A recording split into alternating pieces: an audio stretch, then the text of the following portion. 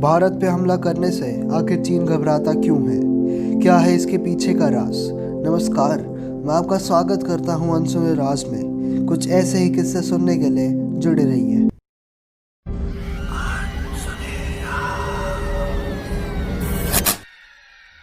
20% चीनी सैनिक अनफिट हैं, बहुत अधिक मास्टरबेशन की वजह से।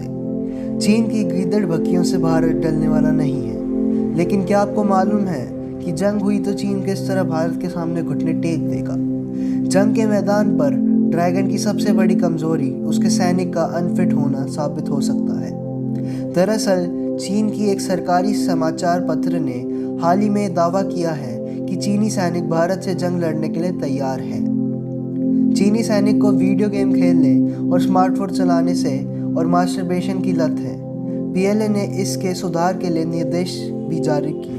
हिंदुस्तान ने आखिरी बार करीब 21 साल पहले जंग लड़ा था, जबकि चीन ने आखिरी बार 41 साल पहले युद्ध लड़ा था, जहां हिंदुस्तान ने 99 के कारगिल वॉर में पाकिस्तान को उसकी नानी याद दिला दी थी। तो वहीं साल 17 फरवरी 1979 से 16 मार्च 1979 तक चले युद्ध में चीन को वियतनाम ने धूल चटा दी थी। बीते 41 साल में चीनी सैनिकों को युद्ध तो क्या ऑपरेशन तक करना नहीं आया। अनुभवी चीन पर भारी पड़ेगा भारत। इस हिसाब से चीन की सेना में अब ऐसा कोई भी जवान नहीं है या अधिकारी नहीं है जिसे युद्ध लड़ने का अनुभव हो। लेकिन भारतीय सेना के शौर्य का लोहा अब भी पूरा पिघला नहीं है। दमनकारी चीन की सेना के साथ नहीं है जनता। चीन में कम्युनिस्ट शासन है, वहाँ लोकतंत्र नहीं है।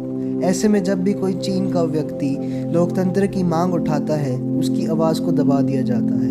भले ही आर्थिक विकास के नाम पर चीन अपने देश की जनता को मुंगेरी लाल के हसीन सपने दिखा देगा, लेकिन हकीकत यही है कि वहाँ की जनता विद्रोह के मूड में है। अगर भारत और चीन के बीच जंग छिड़ी तो उसकी एक और कमज़ोरी उसे परास्त करने में बड़ी भूमिका निभा सकती है। चीन की सेना में भी वन चाइल्ड पॉलिसी लागू है। खुद चीन की फौज में शामिल जवान अपने माता पिता की इकलौती संतान है। यानी एक तरफ युद्ध का अनुभव नहीं होना और दूसरी तरफ अपनी जान की परवाह करने वाली चीनी सैनिक हिंदुस्तान से क्या ही लोहा लेगी।